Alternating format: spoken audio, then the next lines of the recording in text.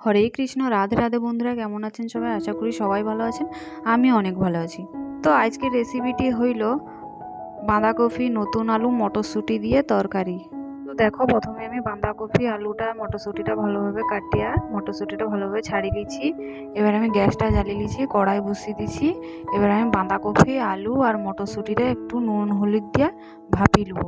এখন তো সব সারের সবজি না, ওই জন্য সব একটু নুন হলুদ দিয়ে ভাপিয়ে যদি একটু সিদ্ধ করে জল ফেলে দেয় না, তাইলে আর শরীরে কোনো ক্ষতি হয়নি। ওই সারের যে একটা থাকে নি, সেটা বাড়িয়ে যায় জলের সঙ্গে। তো তোমানেও ওরকম প্রথমে নুন হলুদ জল দেওয়া করে প্রথমে এরকম ভালোভাবে করে একটু ভাপিয়ে নেবো, লেয়া করে জল ফেলে দেবো। আমি যেরকম রাঁধিটি তোমানে ঠিক সেরকম করবো, ঠিক আছে? আমি যেভাবে রাঁধিয়া তরকারিটা তোমাকে দেখাইলি, তোমানে ঠিক সেরকম যদি ঘরে রাঁধো তো তোমার ঘরের লোক সব লোক খেয়া এত খুশি হবে, তোমার প্রশংসাও অনেক করবে। তো আমি যেরকম তরকারিটা রাঁধিলি, তোমানেও সেরকম আমার দেখে দেখে রাঁধো। তো আমি নুন হলুদ আর দিয়া করে ভালোভাবে একটু ঢাকা লেগে করে একটু ভাপিয়ে নেবো, বুঝছো?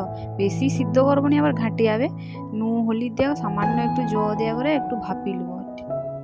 তো এবার আমি দেখো সামান্য একটু দেওয়া, এবার ঢাকাটা দিয়ে দিটি, একটু সামান্য ভাপি যাবে। এবার মটরশুঁটি দিয়া এবার ঢাকা লাগিয়ে দিটি 5 মিনিট মতন। 5 মিনিট তাও অত লাগবে নি, 2-3 মিনিট মতন ঢাকা লাগিয়ে রাখো, হবে।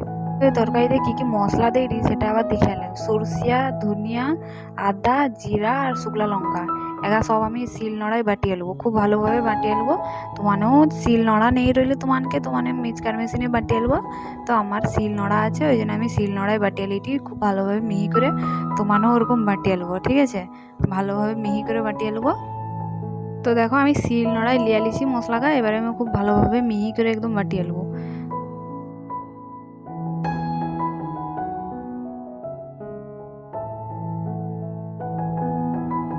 তো এখন আমি মশলাটা ভালোভাবে বাটিয়ে লিটি।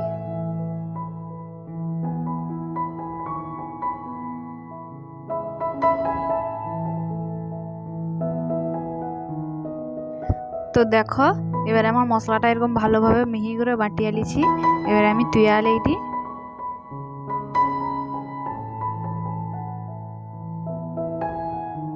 তো দেখো আমার মশলা বাটা হয়েছে, এবারে আমি যাইটি রান্নার দিকে।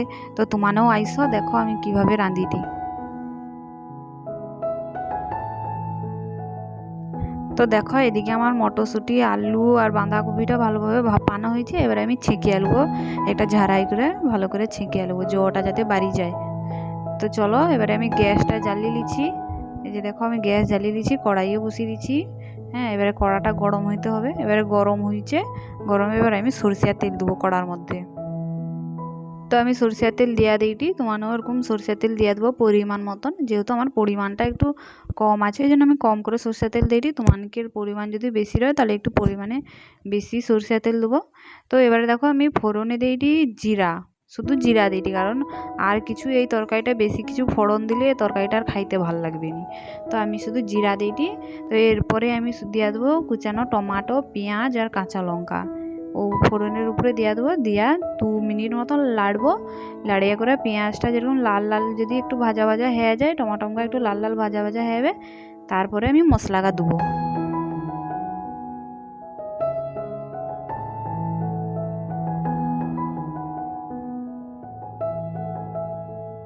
আর একটা কথা, আমি হচ্ছে গিয়ে বাঁধাকপি সিদ্ধ করার সময় একটু নুন বেশি করে নুন দিতিলি আর বেশি করে হলুদ দিতিলি। তো আমি আর নুন দেবো নি এই তরকারিটা, আমার যা নুন দিতিলি হতে হবে তোমাদের পরিমাণ মতন। টমাটো আর পেঁয়াজ আর কাঁচা লঙ্কা দেওয়ার পর পরিমাণ মতন নুন আর হলুদ দিয়ে দেবো, ঠিক আছে? আমি আর নুন হলুদ দেবো নি, আমার পরিমাণ মতন হয়েছে, আমি আর দেবো নি। তো দেখো আমার টমাটো আর পেঁয়াজটা লাল লাল করে ভাজা হয়েছে। এবার আমি যে মশলাটা করে রাখতিলি সে মশলাটা দিয়ে দিই। সরষে, আদা, জিরা, ধনিয়া আর ওই যে শুকলা লঙ্কাটা যে বাটিয়ে রাখতিলি, সব বাটা মশলাটা দিয়ে দিচ্ছি। এবার দেওয়া করে 1 মিনিট মতন লাড়বো। বেশি কষবো নি এই মশলাটাকে, বেশি কষলে এই মশলাটা আর ভাল লাগবে নি তরকারিটা, ওই জন্য আমি আর বেশি কষবো নি। 1 মিনিট মতন একটু হালকা আঁচে নাড়াচাড়া দিয়ে দেবো। তারপরে আমি বাঁধাকপি, সিদ্ধ করা বাঁধাকপিটা দিয়ে দেবো এর মধ্যে। তো দেখো আমি এরকম করে মশলাটা ভাজিয়ে নিচ্ছি। এবারে হচ্ছে কি আমি বাঁধাকপি যে ভাপি রাখলি সেটা দিয়ে দিলি। দেওয়া করে এবারে 2-3 মিনিট মতন লাড়বো। লাড়িয়ে কিন্তু এই তরকারিটা আমি দেবো নি আর, এমনি ঢাকা লাগিয়ে লাগিয়ে করে আমি সিদ্ধ করব। দেবো নি, তো তোমানেও দেবো নি। দিয়ে তরকারিটা খাইতে ভালো লাগবে নি। বাঁধাকপিনও একটা দেখবো এমনি জল উঠবে।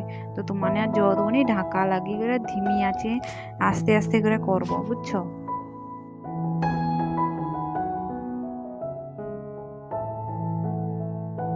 2 মিনিট মতন আমার নাড়াচাড়া করা হয়েছে। এবারে আমি ঢাকা দিয়ে দিটি কড়া। 2 মিনিট মতন ঢাকা দিয়ে দিটি। তারপর হচ্ছে গিয়ে আঁচটাকে একদম ধিমিয়ে করতেছি। তো 2 মিনিট হয়েছে। এবারে আমি দেখো আমার বাঁধাকপি একটু হালকা হালকা জল বেরিয়েছে। ও জলটা যতক্ষণ না শুকিয়ে যায় ততক্ষণ আমি তরকারিটা মানে লাড়তেই রইব, বুঝছো। মানে ওরকম লাড়তে রইব। এই দেখো হালকা জল শুকিয়েও আসছে। এই জলটা শুকিয়ে গেলে একদম গামাখা গামাখা হলে আমি তরকারিটা তুলে আনবো। তো দেখো আমার তরকারিটা একদম শুকলা শুকলা হয়েছে। এবারে আমার কমপ্লিট হয়েছে তরকারিটা। এবারে আমি তুলে আনবো। তো দেখো তরকারিটা এত সুন্দর সেন্ট উঠছে তো, আর খাইতেও দুর্দান্ত হয়েছে। তো মানে রুটি লুচি মুড়ির সঙ্গেও খাবো, হেভি লাগবে। তো আমি ভাতের সঙ্গে খাবো। তো আমার এখনো ভাত হয়নি, ওই জন্য ভাত খাওয়াটা দেখিতে পারলেনি। তো এরকমই আমি যেরকম রেসিপিটা দেখলি সেরকমই রাঁধবো ঘরে, হেভি টেস্টি হবে। তো আমার রান্নাটা যদি তোমাকে ভালো লাগে তাহলে অবশ্যই একটা লাইক কমেন্ট শেয়ার এবং সাবস্ক্রাইব করে দেবো। ততক্ষণের জন্য টাটা। হরে কৃষ্ণ, রাধে রাধে।